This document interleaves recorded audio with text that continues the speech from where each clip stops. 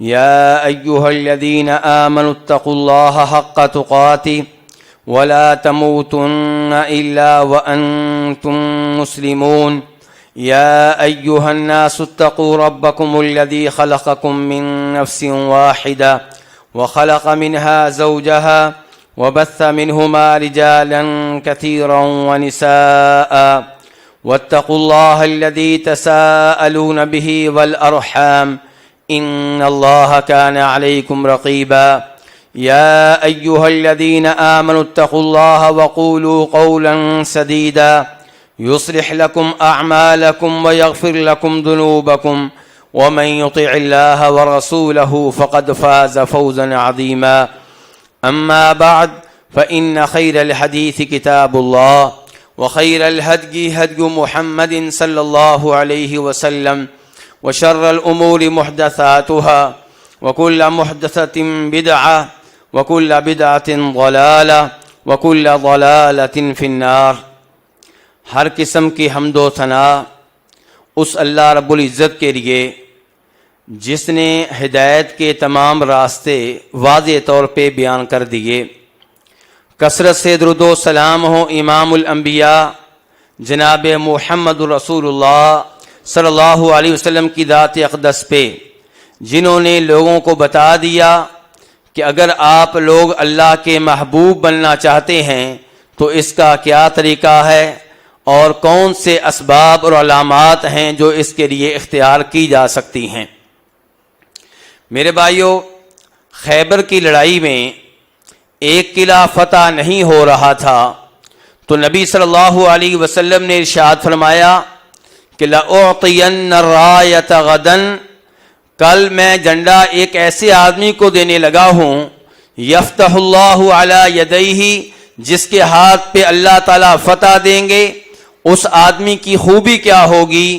اس کی عظیم خوبی یہ ہوگی کہ وہ اللہ کے رسول سے محبت کرنے والا ہوگا، بلکہ خود اللہ کو اس سے محبت ہوگی اور اللہ کے رسول کو اس سے محبت ہوگی صلی اللہ علیہ وسلم۔ کسی بندے سے اللہ محبت کرے، کسی بندے کو اللہ اپنا محبوب بنا لے، کسی بندے کا اللہ محب بن جائے، یہ اتنا بڑا اعزاز ہے، اتنی بڑی سعادت ہے کہ صحابہ کرام نے وہ پوری رات اس معاملے میں غور و خوض کرتے ہوئے گزاری کہ وہ خوش نصیب کون ہوگا جس کے بارے میں یہ کہا جا رہا ہے کہ خود اللہ کو اس سے محبت ہوگی، اللہ کے رسول اس سے محبت کرتے ہوں گے۔ صحابہ کرام کہتے ہیں کلہم یرجو ان یعطاہا، ہم نے پوری رات اس معاملے میں غور و خوض کرتے ہوئے گزاری اور ہم میں سے ہر ایک کو یہ امید تھی کہ شاید یہ اعزاز، یہ سعادت مجھے مل جائے۔ لیکن جب صبح ہوئی تو نبی علیہ الصلوۃ والسلام نے جس شخصیت کو آواز دی، جنہیں پکارا، وہ کون تھے؟ جناب علی بن ابو طالب رضی اللہ تعالی عنہ۔ وہی جناب علی جن سے محبت کرنا اتنا ضروری ہے کہ آپ ارشاد فرماتے ہیں کہ علی تجھ سے محبت کرنے والا مومن ہوگا اور تجھ سے بغض و عداوت رکھنے والا منافق ہوگا۔ ایسا کیوں نہ ہو؟ جب جناب علی سے اللہ کو محبت ہے، جب جناب علی سے نبی کریم صلی اللہ علیہ وسلم کو محبت ہے، تو ہم کون ہوتے ہیں ان سے بغض و عداوت رکھنے والے؟ میرے کہنے کا مقصد یہ ہے کہ اللہ رب العزت چونکہ اس آدمی سے محبت کرتے ہوں گے جس کو آپ نے جھنڈا دینا تھا، تو یہ اتنا بڑا اعزاز تھا کہ صحابہ کرام میں سے ہر کوئی یہ آرزو کر رہا تھا کہ یہ اعزاز مجھے مل جائے۔ تو میرے بھائیو، ہم میں سے ہر ایک کو یہ آرزو رکھنی چاہیے، یہ خواہش رکھنی چاہیے کہ میں بھی اللہ کا محبوب بن جاؤں، اللہ میرا محب بن جائے۔ اور ظاہر ہے کہ یہ کام صرف تمناؤں سے نہیں چلے گا، یہ کام صرف آرزوؤں سے پورا نہیں ہوگا، اس کے لیے وہ اعمال اختیار کرنا ہوں گے، وہ اسباب اپنانے ہوں گے، ان علامات کو پیدا کرنا ہوگا جن کی وجہ سے اللہ رب العزت کی محبت پانے میں ایک انسان کامیاب ہو جاتا ہے۔ تو پھر وہ کون سے اسباب ہیں، وہ کون سے اعمال ہیں؟ ان اعمال میں سے پہلا عمل یہ ہے کہ جس اللہ کی محبت آپ پانا چاہتے ہیں، جس کے محبوب بننا چاہتے ہیں، اس اللہ کے ناموں میں دلچسپی پیدا کریں، اس کی صفات اور اس کے اوصاف میں اپنی توجہ مرکوز کریں، اللہ کے ناموں کو یاد کریں، اللہ کے ناموں کے بارے میں آپ تحقیق کر رہے ہوں، کسی سے پوچھ رہے ہوں کہ یہ نام قرآن و حدیث سے ثابت ہے یا ویسے ہی مشہور کر دیا گیا ہے۔ مثال کے طور پہ آپ جانتے ہوں گے ستار اللہ کا نام نہیں ہے، لیکن پاک و ہند میں ایسے استعمال ہوتا ہے جیسے اللہ کا نام ہو۔ تو جس کو اللہ سے پیار ہوگا، اللہ کے ناموں سے پیار ہوگا، اللہ کی صفات سے محبت ہوگی، وہ دلچسپی لے گا، اللہ کے ناموں کے بارے میں تحقیق کرے گا، علم لے گا، اس نام کا معنی کیا ہے، اس نام کا معنی کیا ہے، دونوں میں فرق کیا ہے، کون سا وہ نام ہے جس سے یہ اس صفت کا علم ہوتا ہے اور کون سا نام ہے جس سے دوسری صفت کا علم ہوتا ہے۔ اللہ کے ناموں اور صفات میں دلچسپی لیں گے تو اللہ رب العزت آپ کو اپنا محبوب بنا لیں گے۔ امام بخاری وغیرہ روایت کرتے ہیں ام المؤمنین عائشہ رضی اللہ تعالی عنہا سے، وہ کہتی ہیں کہ نبی کریم صلی اللہ علیہ وسلم نے ایک آدمی کو ایک لشکر کا، ایک دستے کا امیر مقرر کر کے، کمانڈر مقرر کر کے جہاد کے لیے بھیجا۔ یہ امیر امامت کے فرائض خود سر انجام دیا کرتا تھا۔ جب بھی نماز پڑھاتا، نماز کی ہر رکعت میں سورہ فاتحہ کے بعد جب کسی سورت کی تلاوت کرتا تو اس کے بعد لازمی طور پہ سورہ اخلاص کی تلاوت کیا کرتا تھا۔ صحابہ کرام رضوان اللہ علیہم اجمعین جب جہاد کے سفر سے واپس آئے تو ساری رپورٹ آپ کے سامنے رکھی، اس میں یہ معاملہ بھی آپ کے سامنے پیش آیا۔ آپ نے پوچھا، آپ نے کہا سلوہ لأی شیء یصنع ذلک، اس آدمی سے سوال کرو وہ ایسا کیوں کرتا رہا۔ اس سے سوال ہوا تو اس نے کہا کیونکہ یہ جو صورت ہے اس میں میرے رب کی صفات ہیں، اس میں میرے رب کے اوصاف بیان ہوئے ہیں، اس میں میرے رب کے نام بیان ہوئے ہیں۔ فَأَنَا أُحِبُّ أَنْ أَقْرَأَ بِهَا، مجھے اس صورت کی تلاوت کرنا بڑا اچھا لگتا ہے جس صورت میں میرے رب کے نام موجود ہیں، جس صورت میں میرے رب کے اوصاف بیان ہوئے ہیں، جس صورت میں میرے رب کی صفات کا تذکرہ ہوا ہے۔ تو نبی علیہ الصلوۃ والسلام نے ارشاد فرمایا اخبروہ ان اللہ تعالی یحبہ، اس آدمی کو خوشخبری سنا دو کہ وہ اللہ جس کے ناموں سے اسے محبت ہے، جس کی صفات سے اسے محبت ہے، اس اللہ نے خود اس کو اپنا محبوب بنا لیا ہے۔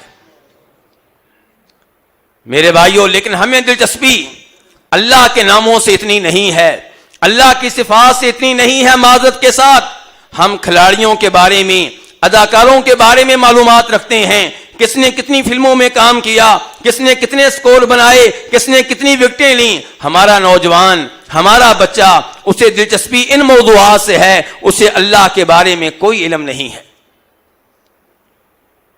اگر ہم اللہ کے محبوب بننا چاہتے ہیں، اللہ کے پیارے بننا چاہتے ہیں تو اللہ سے پیار کرنا ہوگا، اللہ کے ناموں سے پیار کرنا ہوگا، اللہ کی صفات سے پیار کرنا ہوگا۔ ہمیں معلوم ہونا چاہیے کہ اللہ نے سورت میں کیا کہا ہے، قل هو اللہ احد، کہ وہ ایک ہے، اس کا کوئی شریک نہیں ہے، نہ اس کے ناموں میں، نہ اس کی صفات میں، نہ اس کی عبادت میں، نہ اس کے افعال میں، نہ اس کی ربوبیت میں۔ وہ تنہا مشکل کشا ہے، وہ تنہا حاجت روا ہے، اس کے علاوہ کوئی غوث اعظم نہیں ہے، اس کے علاوہ کوئی داتا نہیں ہے۔ اللہ الصمد، وہ بے نیاز ہے، کائنات کا سسٹم چلانے کے لیے اسے کسی بابے کی، کسی بزرگ کی، کسی قبر والے کی، کسی ولی کی، کسی نبی کی کوئی ضرورت نہیں ہے، وہ کسی کا محتاج نہیں ہے۔ لم یلد ولم یولد، اس کا کوئی باپ نہیں ہے، اس کا کوئی بیٹا نہیں ہے۔ عزیر علیہ السلام اس کے بیٹے نہیں ہیں، عیسیٰ علیہ السلام اس کے بیٹے نہیں ہیں۔ ولم یکن لہ کفوا احد، اس کے ہم پلہ کوئی بھی نہیں ہے۔ جب اس انداز سے سورہ اخلاص کی مزے لے لے کر آپ تلاوت کریں گے تو اللہ رب العزت کو پھر آپ پہ پیار آئے گا، پھر اللہ رب العزت آپ کو اپنا محبوب بنا لے گا۔ اللہ رب العزت کی محبت کن کو ملتی ہے؟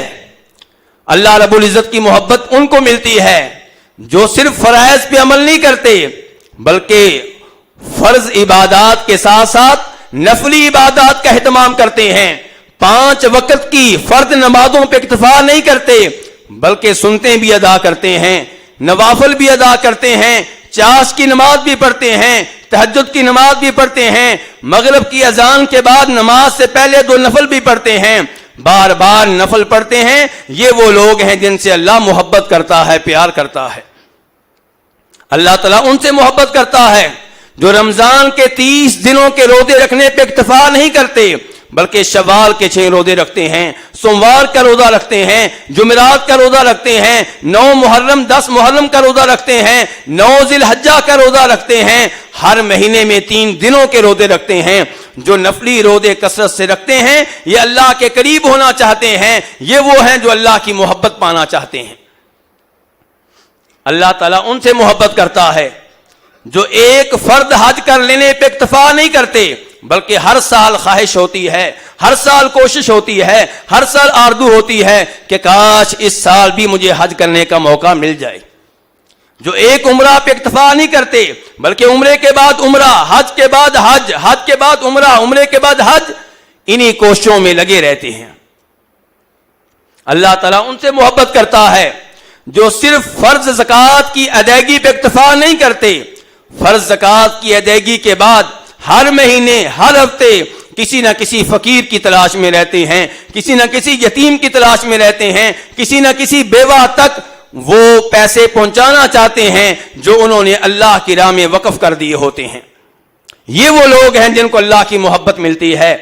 نبی علیہ الصلوۃ والسلام فرماتے ہیں اس حدیث میں جسے امام بخاری رحمہ اللہ روایت کرتے ہیں، وَمَا يَزَالُ عَبْدِي يَتَقَرَّبُ إِلَيَّ بِالنَّوَافِلِ حَتَّى أُحِبَّهُ، بندہ میرے قریب ہوتا رہتا ہے، میرے قریب ہوتا رہتا ہے، فرض عبادات کے بعد نفل عبادات کا اہتمام کرتا رہتا ہے حتیٰ کہ میں اس سے محبت کرنے لگ جاتا ہوں۔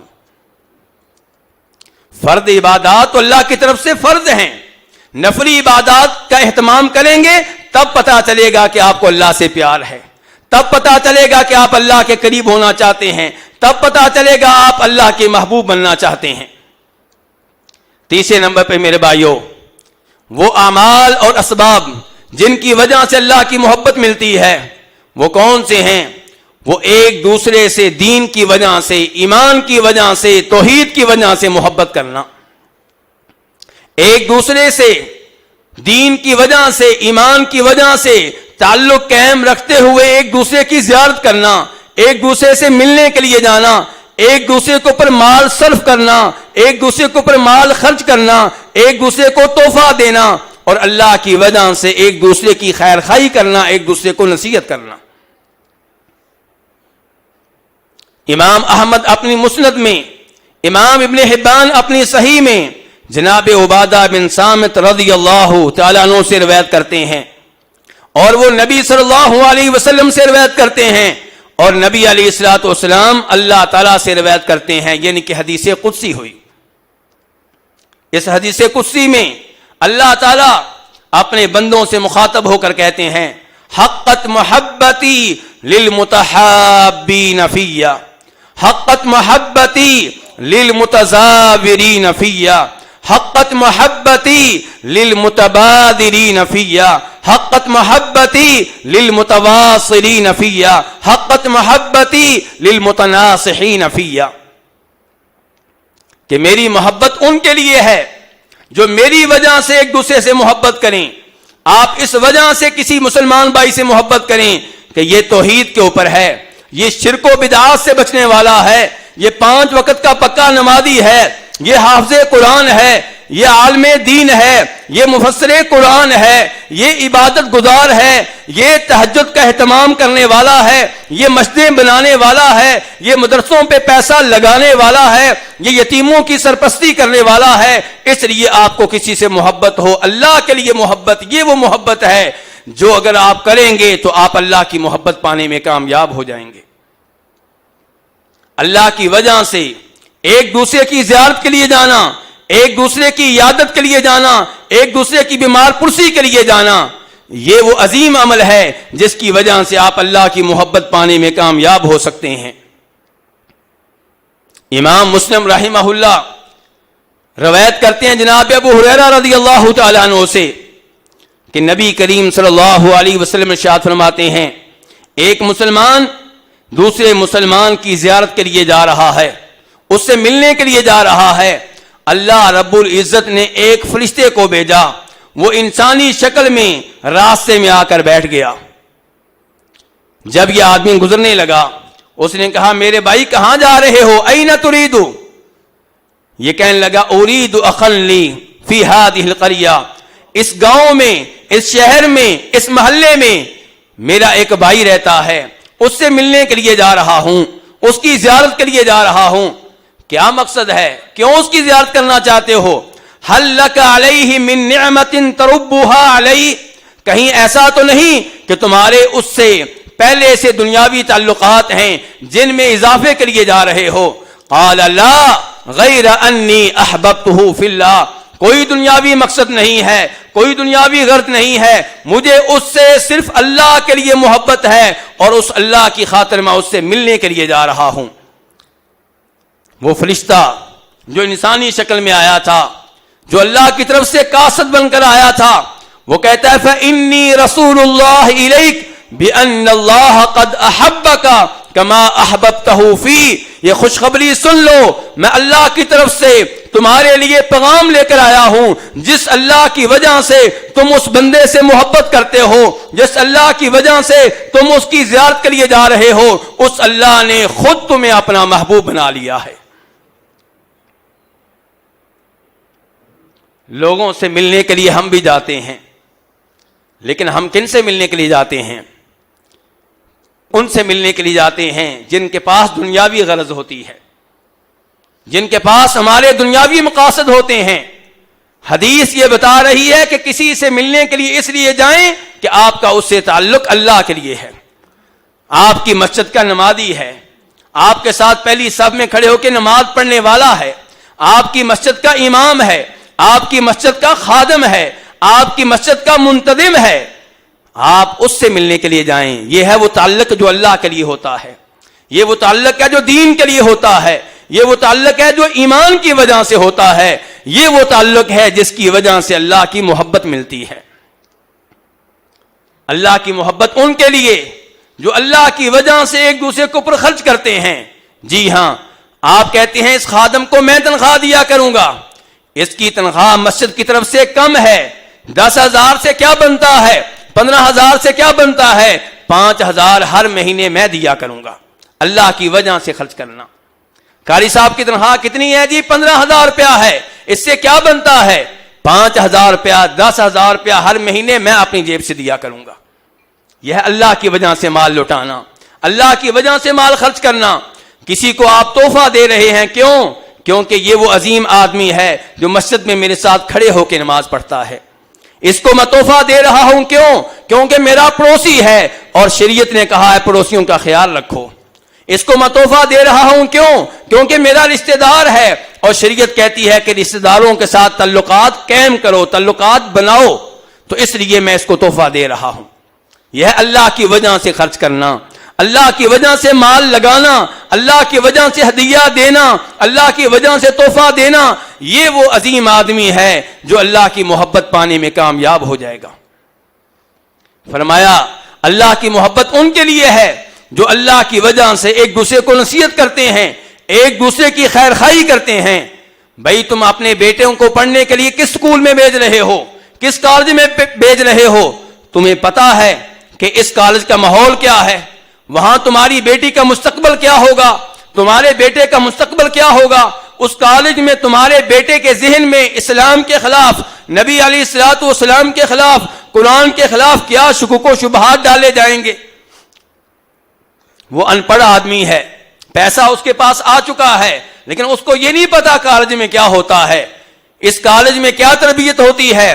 آپ اس کی خیر خواہی کا حق ادا کریں, آپ اس کو سمجھائیں کہ جو تعلیم تمہارا بیٹا لینے لگا ہے اس کا مستقبل کیا ہوگا. اس کا مستقبل یہ ہوگا کہ سودی ملازمت کر رہا ہوگا, کسی بینک میں کام کر رہا ہوگا, کسی انشورنس کمپنی میں کام کر رہا ہوگا. میرے بھائی بچوں کو اس کالج کی بجائے فلاں کالج میں بھیجیں. آپ کے بیٹے نے میٹرک کر لی ہے, آپ کے بیٹے نے ایف اے کر لیا ہے, اسکول بہت پڑھا لیا آپ نے, کیا آپ کے بیٹے کو کلام پاک کی تلاوت آتی ہے؟ کیا قرآن پاک کی تفسیر جانتا ہے؟ آپ کے بیٹے میں نے مسجد میں کبھی نہیں دیکھے، آپ ان کو مسجد کی طرف کیوں نہیں لے کر آتے؟ مسجد کی طرف کب لے کر آئیں گے؟ جب بڑے ہو جائیں گے تب آپ کی بات نہیں مانیں گے۔ میرے بھائی اس انداز سے نصیحت کی جائے تو یہ وہ عظیم لوگ ہیں جن کو اللہ کی محبت ملتی ہے۔ اللہ کی محبت کن کو ملتی ہے؟ اللہ کی محبت ان کو ملتی ہے جن پہ آزمائشیں آئیں تو صبر کریں، مصیبتیں آئیں تو صبر کریں، اللہ امتحان لے تو اللہ کے امتحانوں میں رضامندی کا اظہار کریں۔ بہت سے لوگ آزمائشوں کے موقع پہ، مصائب آنے پہ، مشکلات آنے پہ بے صبری کا مظاہرہ کرتے ہیں، اللہ سے شکوے کرتے ہیں، اللہ کے فیصلوں پہ اعتراض کرتے ہیں۔ یہ وہ لوگ ہیں جو اللہ کی محبت سے محروم ہو جاتے ہیں۔ اللہ کی محبت کن کو ملتی ہے؟ جو آزمائشوں پہ صبر کریں۔ دکان میں آگ لگ گئی، الحمدللہ۔ اللہ نے بیٹا چھین لیا، الحمدللہ۔ اللہ نے بیگم واپس لے لی، الحمدللہ۔ 30 سال کی عمر ہے، ابھی 40 سال کی عمر ہے، ابھی 50 سال کی عمر ہے، پتا چلا کینسر کا مریض بن چکا ہوں، الحمدللہ۔ امام ترمذی رحمہ اللہ روایت کرتے ہیں کہ نبی کریم صلی اللہ علیہ وسلم نے ارشاد فرمایا، ان عظم الجزاء ما عظم البلاء وان اللہ تعالی اذا احب قوما ابتلاهم فمن رضی فلہ الرضا ومن سخط فلہ السخط، کہ جب اللہ تعالیٰ کو کسی قوم سے محبت ہو جائے تو اللہ تعالیٰ ان کی محبت کو آزماتے ہیں، ان کی آزمائش کرتے ہیں، انہیں آزمائشوں میں مبتلا کر دیتے ہیں، ان پہ مصائب نازل کرتے ہیں، انہیں مشکلات کا سامنا کرنا پڑتا ہے۔ فرمایا یہ مصیبتیں آنے پہ، یہ مشکلات آنے پہ جو یہ کہے کہ میں اللہ کے فیصلے پہ راضی ہوں، اللہ کے ہر کام میں حکمت ہے، تو یہ وہ عظیم آدمی ہے جو اللہ کی محبت پانے میں کامیاب ہو جائے گا۔ اور جو اللہ کے فیصلوں پہ ناراضگی کا اظہار کرے، شکوے کرے، اعتراض کرے، یہ وہ بدبخت ہے جو اللہ کی محبت سے محروم ہو جائے گا۔ آزمائشیں آئیں تو عام طور پہ لوگ کیا کہتے ہیں؟ لو جی یہ تو پکڑا گیا، اس کو اللہ نے پکڑ لیا ہے۔ میرے بھائی آپ کو پتا ہونا چاہیے سب سے زیادہ آزمائشیں کن پہ آتی ہیں؟ اللہ کے نبیوں پہ آتی ہیں علیہم الصلاۃ والسلام۔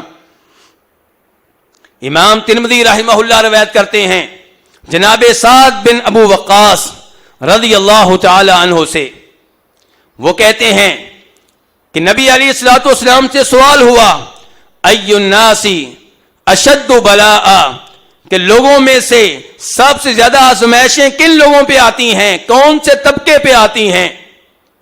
تو آپ علیہ الصلوۃ والسلام نے فرمایا تھا الانبیاء، کہ سب سے زیادہ مصیبتیں، سب سے زیادہ مشکلات انبیاء کرام علیہم الصلوۃ والسلام پہ آتی ہیں، ثم الامثل فالامثل، انبیاء کے بعد نیکی میں جو سب سے آگے ہیں، دینی علم میں جو سب سے آگے ہیں، اللہ کے قریب ہونے میں جو سب سے آگے ہیں، ان پہ آزمائشیں اسی لحاظ سے آتی ہیں۔ فَيُبْتَلَى الرَّجُلُ بِحَسَبِ دِينِهِ، ہر آدمی کو اس کے دین کے مطابق آزمایا جاتا ہے۔ جو دین میں مضبوط ہے، جو دین میں مستحکم ہے، اس پہ آزمائشیں زیادہ آتی ہیں، اس پہ آزمائشیں بڑی آتی ہیں، اور جو دینی لحاظ سے کمزور ہے اس پہ آزمائشیں بھی کم آتی ہیں، ہلکی آتی ہیں۔ ہر آدمی پہ مصیبت اس کے گناہوں کی وجہ سے نہیں آتی۔ بہت سے لوگ ہیں جن پہ مصیبتیں آتی ہیں ان کے گناہوں کی وجہ سے۔ یہ بھی اگر مصیبت آنے پہ سنبھل جائیں، اللہ کی طرف رجوع کر لیں، اللہ سے توبہ کر لیں، مصیبتیں آنے پہ صبر کا مظاہرہ کریں، تو یہ بھی اللہ کی محبت پا سکتے ہیں۔ اور بہت سے لوگ ایسے ہیں جن پہ آزمائشیں آتی ہیں، ان کا امتحان لینے کے لیے، ان کے درجات کو بلند کرنے کے لیے، انہیں گناہوں سے پاک اور صاف کرنے کے لیے۔ انبیاء کرام علیہ الصلوۃ والسلام انہی میں سے ہیں، اللہ کے ولی انہی میں سے ہوتے ہیں۔ تو میرے بھائیو، اس لیے جب کبھی آزمائش آئے خود بھی صبر کا مظاہرہ کریں، بیگم کو بھی یہی درس دیں، بچوں کو بھی یہی درس دیں۔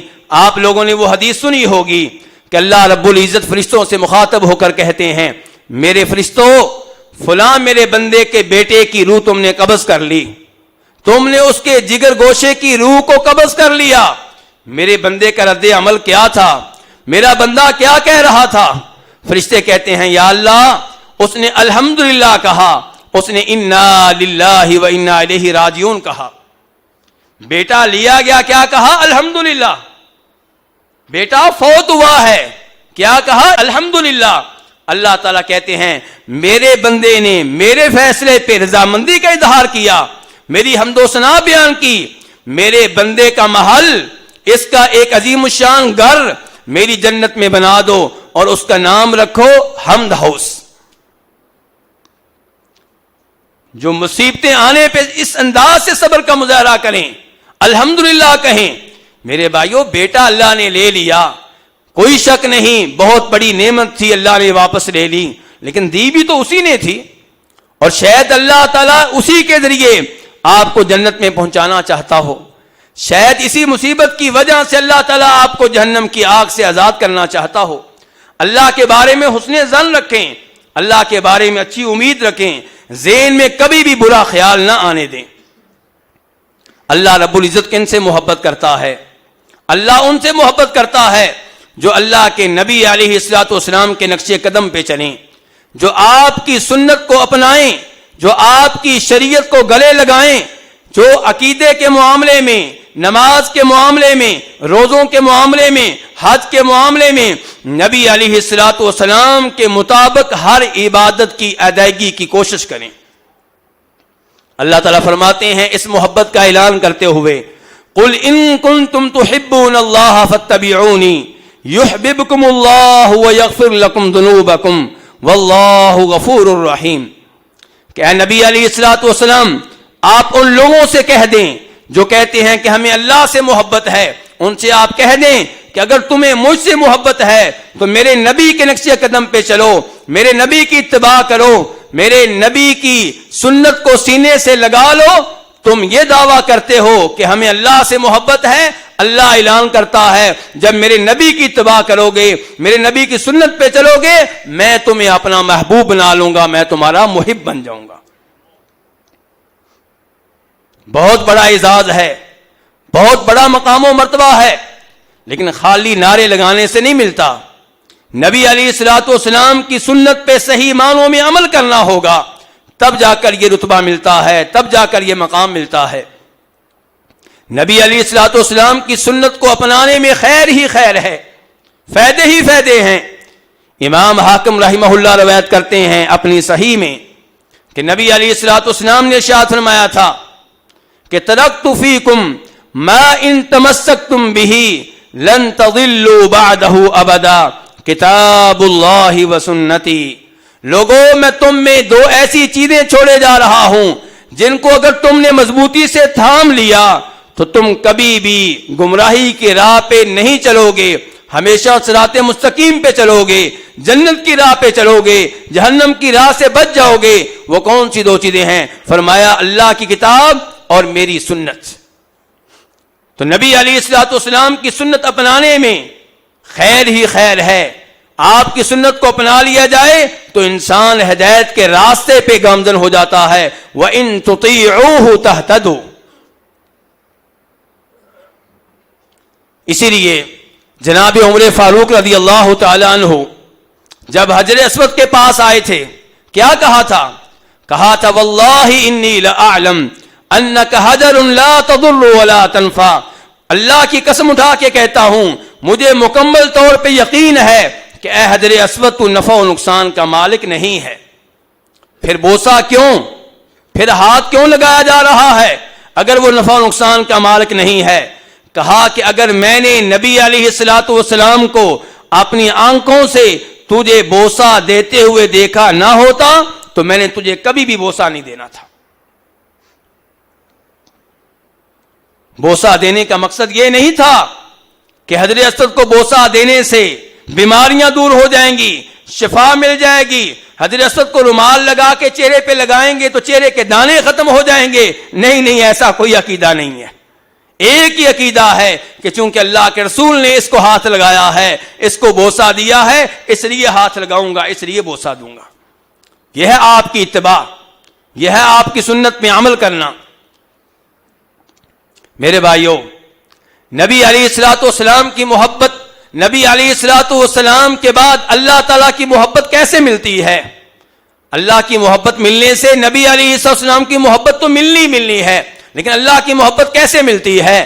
اللہ کی محبت تب ملے گی جب آپ اپنے مسلمان بھائیوں کے سامنے عاجزی کا مظاہرہ کریں، تواضع کا مظاہرہ کریں، مسلمانوں کے لیے آپ نرم ہوں، کافروں کے لیے آپ سخت ہوں، اللہ کی راہ میں جہاد کرنے والے ہوں، اور اللہ کی راہ میں کسی ملامت کرنے والے کی ملامت سے نہ ڈریں، تو آپ اللہ کی محبت پانے میں کامیاب ہو جائیں گے۔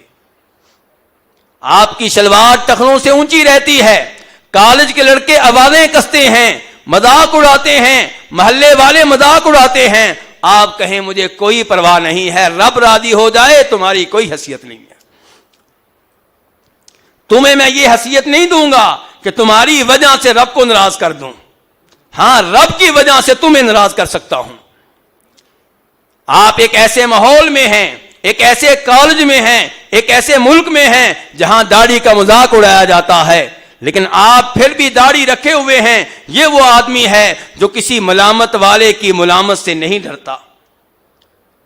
آپ اپنی گلی سے گزر رہے ہیں، لوگ بیٹھے ہیں، آپ مسجد میں جا رہے ہیں، آپ راستے میں انہیں کہتے جاتے ہیں بھائی نماز کا ٹائم ہو گیا ہے، آؤ اللہ کے بندو مسجد میں آؤ، اذان ہو چکی ہے، مسجد تمہارا انتظار کر رہی ہے۔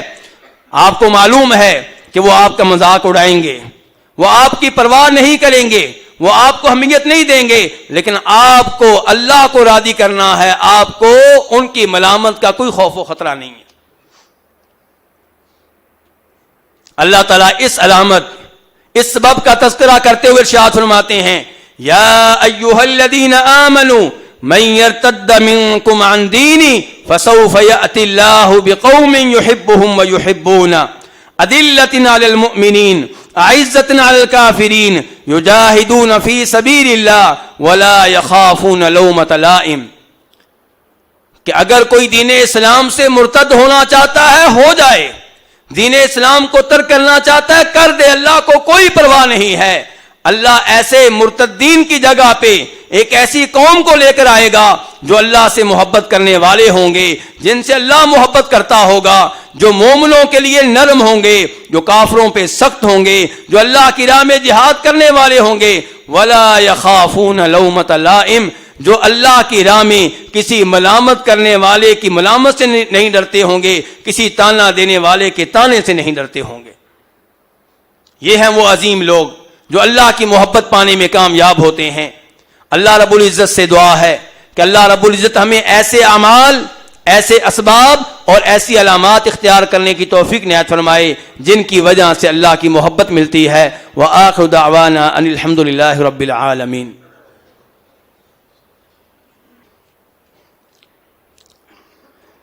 ان الحمد للہ نحمده ونستعینه ونستغفره ونعوذ بالله من شرور انفسنا ومن سيئات اعمالنا، من يهده الله فلا مضل له ومن يضلل فلا هادي له، واشهد ان لا اله الا الله وحده لا شريك له، واشهد ان محمدا عبده ورسوله۔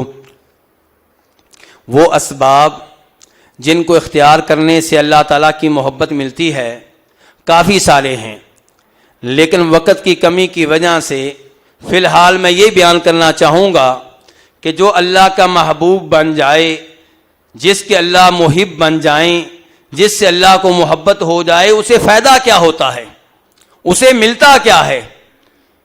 تو میرے بھائیوں، جس کو اللہ کی محبت مل گئی اسے اور کیا چاہیے؟ اس سے باقی کیا رہ گیا ہے؟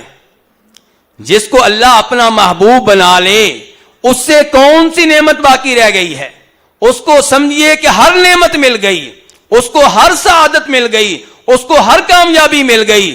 اس کے بعد اور کون سی کامیابی آپ کو چاہیے کہ آپ اللہ کے محبوب بن چکے ہیں؟ لیکن مزید تفصیل کے طور پہ ایک دو چیزیں آپ کے سامنے رکھنا چاہوں گا۔ سب سے پہلی بات یہ ہے کہ جس سے اللہ محبت کرنے لگ جائیں، اللہ تعالیٰ اس کی محبت فرشتوں کے دلوں میں ڈال دیتے ہیں۔ اللہ تعالیٰ ان کی محبت اپنے نیک بندوں کے دلوں میں ڈال دیتے ہیں۔ زمین میں اس کی قبولیت نازل کر دی جاتی ہے، زمین والوں کے دلوں میں اس کی مقبولیت ڈال دی جاتی ہے۔ امام بخاری روایت کرتے ہیں جناب ابو ہریرہ رضی اللہ تعالیٰ عنہ سے کہ نبی علیہ الصلوۃ والسلام نے ارشاد فرمایا کہ جب اللہ تعالیٰ کسی بندے کو اپنا محبوب بنا لیتے ہیں تو نادا جبریل، اللہ تعالیٰ جبریل علیہ السلام کو آواز دیتے ہیں اور کہتے ہیں جبریل سن لو، انی احب فلانا فاحبہ، جبریل مجھے اپنے فلاں بندے سے محبت ہے، تم بھی اسے اپنا محبوب بنا لو۔ فیحبہ جبریل، اس عظیم آدمی سے جناب جبریل بھی محبت کرنے لگ جاتے ہیں، بلکہ آسمان والوں میں جناب جبریل اعلان کرتے ہیں کہ سن لو، فلاں بندے کو اللہ نے اپنا محبوب بنا لیا ہے، تم سارے کے سارے اسے اپنا محبوب بنا لو۔ کتنا عظیم آدمی ہے جو زمین پہ پھر رہا ہے، زمین والے اس کی قدر نہیں کرتے، زمین والے اس کو اہمیت نہیں دیتے، لیکن آسمانوں میں اس کے اعلان ہو رہے ہیں۔ اور پھر میرے بھائیوں مزید ارشاد فرمایا کہ اللہ رب العزت پھر اس کی محبت زمین میں نازل کر دیتے ہیں، زمین میں وہ لوگ جو اللہ کے بندے ہوتے ہیں، جو نیک لوگ ہوتے ہیں، وہ بھی اس سے محبت کرنے لگ جاتے ہیں۔ موجودہ زمانے میں اس کی چند مثالیں آپ کے سامنے رکھنا چاہوں تو آپ سعودی عرب کے مفتی شیخ ابن باز رحمہ اللہ کو لے لیں، 20-25 سال پہلے فوت ہوئے ہیں۔ سعودیہ میں کہیں بھی چلے جائیں لوگ ان سے ٹوٹ ٹوٹ کر محبت کرتے ہیں، کسی کا نظریہ جیسا بھی ہو شیخ ابن باز رحمہ اللہ سے محبت کرنے والا ہوگا۔ یہ وہ لوگ ہوتے ہیں جن کی محبت زمین میں نازل کر دی جاتی ہے۔ شیخ البانی رحمہ اللہ کو لے لیں، ایک دنیا ان سے محبت کرتی ہے۔ یہ چند مثالیں دے رہا ہوں، ورنہ اللہ کے کئی ایسے بندے ہیں جنہوں نے دنیا سے اعراض کر کے اللہ کی محبت کے حصول کو اپنا مشن بنا لیا، تو اللہ رب العزت نے انہیں اپنا محبوب بنا لیا، بلکہ اپنے نیک بندوں کے دلوں میں ان کی محبت نازل کر دی۔ جن سے اللہ محبت کرنے لگ جائے ان کو کیا ملتا ہے؟ آئیے ایک اور حدیث سنیے گا، اسے بھی جناب ابو ہریرہ روایت کرتے ہیں۔ نبی علیہ الصلوۃ والسلام ارشاد فرماتے ہیں کہ اللہ تعالیٰ کہتے ہیں، حدیث قدسی ہے، من عادى لي وليا فقد آذنته بالحرب، کہ جو میرے کسی ولی سے دشمنی رکھے، اسے تنگ کرے، وہ مجھ سے اعلان جنگ کر رہا ہے، یعنی کہ اس کی پھر خیر نہیں ہے۔ جس سے اللہ محبت کرے وہ اللہ کا ولی ہے، وہ اللہ کا دوست ہے، اللہ کا محبوب بندہ ہے۔ اب اگر اسے کوئی تنگ کرے گا، اسے کوئی تکلیف دے گا، اسے کوئی دکھ پہنچائے گا، وہ اللہ سے اعلان جنگ کر رہا ہے۔ یا اللہ تیرے ولی بننے کا طریقہ کیا ہے؟ تیرا محبوب بندہ بننے کا طریقہ کیا ہے؟ فرمایا وما تقرب الی عبدی بشیء احب الی مما افترضت علیہ، اگر کوئی میرا محبوب بننا چاہتا ہے تو پہلے نمبر پہ ان عبادات کا اہتمام کرے جن کو میں نے فرض قرار دیا ہے۔ ہم نے دیکھا ہوگا بہت سے لوگ پورا سال 5 وقت کی فرض نمازیں نہیں پڑھتے، لیکن رمضان میں نماز تسبیح، جمعرات کے دن نماز تسبیح اس کا بڑا شوق رہتا ہے۔ اس انداز سے آپ اللہ کی محبت نہیں پا سکتے۔ اللہ تعالیٰ کہہ رہے ہیں میرے قریب ہونے کے لیے پہلا راستہ، پہلی شرط یہ ہے کہ جو چیزیں میں نے فرض قرار دی ہیں، واجب قرار دی ہیں، انہیں اختیار کریں، ان عبادات کو بجا لائیں۔ اور اس کے بعد فرمایا وما يزال عبدی یتقرب الی بالنوافل حتی احبہ، فرائض کے بعد پھر نفل عبادات کا اہتمام کریں۔ آپ نفل عبادات کا اہتمام کریں گے، آپ میرے قریب ہوتے چلے جائیں گے، میرے محبوب بنتے چلے جائیں گے۔ اور جب میں کسی کو اپنا محبوب بنا لیتا ہوں، فرمایا کنت سمعہ الذی یسمع بہ، جو اللہ کا محبوب بندہ بن جائے پھر کیا ہوتا ہے؟ اللہ تعالیٰ فرماتے ہیں میں اس کا کان بن جاتا ہوں، کان سے صرف انہی چیزوں کو سنے گا جن کے سننے کو میں پسند کرتا ہوں، یعنی کہ حرام چیزیں سننے کی اللہ تعالیٰ اس کو توفیق ہی نہیں دے گا۔ فرمایا وَكُنْتُ بَصَرَهُ الَّذِي يُبْصِرُ بِهِ، میں اس کی آنکھ بن جاتا ہوں جس کے ساتھ وہ دیکھے گا۔ کیا دیکھے گا؟ وہ چیزیں دیکھے گا جن کو دیکھنے کی آسمان والا اجازت دے گا۔ وَكُنْتُ يَدَهُ الَّتِي يَبْطِشُ بِهَا، میں اس کا ہاتھ بن جاتا ہوں جس کے ساتھ پکڑے گا. اب یہ اپنے ہاتھوں سے شراب کی بوتل نہیں پکڑ سکے گا, اب اپنے ہاتھوں سے سود کی کمائی نہیں پکڑ سکے گا, اب اپنے ہاتھوں سے جوے کے پیسے نہیں پکڑ سکے گا, کیونکہ اس کے ساتھ اس کا رب ہے. اب اس کے ہاتھ کسی غیر عورت پہ نہیں پڑیں گے, کیونکہ اس کے ساتھ اس کا رب ہے. اس کے رب نے اس کو اپنا محبوب بنا لیا ہے. وَكُنْتُ رِجْلَهُ الَّتِي يَمْشِي بِهَا, جس کو میں اپنا محبوب بنا لیتا ہوں, میں اس کا پاؤں بن جاتا ہوں جس کے ساتھ وہ چلتا ہے. یعنی کہ اب اس کے پاؤں کسی حرام کام کے لیے نہیں اٹھیں گے. فرمایا مزید خوشخبری یہ کہ ان سألنی لأعطینہ, یہ میرا محبوب بندہ بن چکا ہے, مستجاب الدعوات بن چکا ہے. یہ دعائیں بعد میں کرتا ہے, میں پہلے قبول کر لیتا ہوں.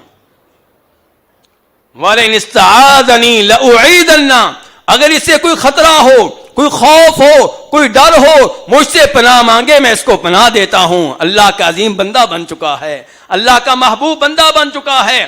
اور یہاں پہ وارننگ ہے ان لوگوں کے لیے جو اللہ کے ایسے محبوب بندوں کو تنگ کرتے ہیں, کیونکہ حدیث میں کہا جا رہا ہے کہ اگر یہ دعا کرے گا اللہ دعا قبول کرے گا, اگر اس نے آپ کے خلاف بد دعا کر دی تو آپ کے ہاتھ میں کچھ نہیں رہے گا. اللہ کے نیک بندوں کو تنگ کرنے سے بچیں. اور اللہ کے نیک بندے کون ہیں؟ آپ سب اہل توحید بیٹھے ہوئے ہیں, اور آپ کو اللہ نے صحیح عقیدہ دیا ہے. وہ آپ کو قبروں پہ نہیں ملیں گے, وہ آپ کو مسجد میں ملیں گے, مسجد کی پہلی صف میں ملیں گے. مصلی امامت پہ آپ کو اللہ کا ولی ملے گا جو دنیا کو چھوڑ کر مصلی امامت کو سنبھالے ہوئے ہے 20 سال سے, 30 سال سے, 40 سال سے. یہ لوگ آپ کو مدرسوں میں ملیں گے جو 50 سال سے بخاری شریف پڑھا رہے ہیں, مسلم شریف پڑھا رہے ہیں, نسائی شریف پڑھا رہے ہیں, ابو داؤد کی احادیث کا درس دے رہے ہیں. یہ ہیں اللہ کے ولی.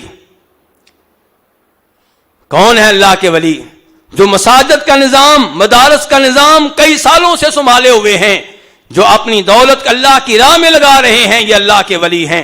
تو میرے بھائیوں, یہ چند اسباب تھے جو میں نے آپ کے سامنے رکھے, جن کے ذریعے ہم سب اللہ کی محبت کو پانے میں کامیاب ہو سکتے ہیں. اللہ تعالیٰ سے دعا کرتا ہوں اللہ تعالیٰ ہم سب کو اپنا محبوب بندہ بننے کی توفیق عنایت فرمائے. اللہ تعالیٰ ہمیں روز قیامت اپنے نبیوں, شہداء اور صالحین کے ساتھ اعلیٰ مقام عنایت فرمائے. یا اللہ جتنے مسلمان فوت ہو چکے ہیں سب کی قبریں منور فرما. یا اللہ سب کی قبریں کشادہ فرما. یا اللہ ان کی قبروں پہ اپنی رحمتیں نازل فرما. یا اللہ جتنے مسلمان مریض ہیں سب کو شفا عنایت فرما. جب تک بیماری موجود ہے یا اللہ صبر کرنے کی توفیق عنایت فرما. یا اللہ ہم سب کی اولاد کو نیک بنا.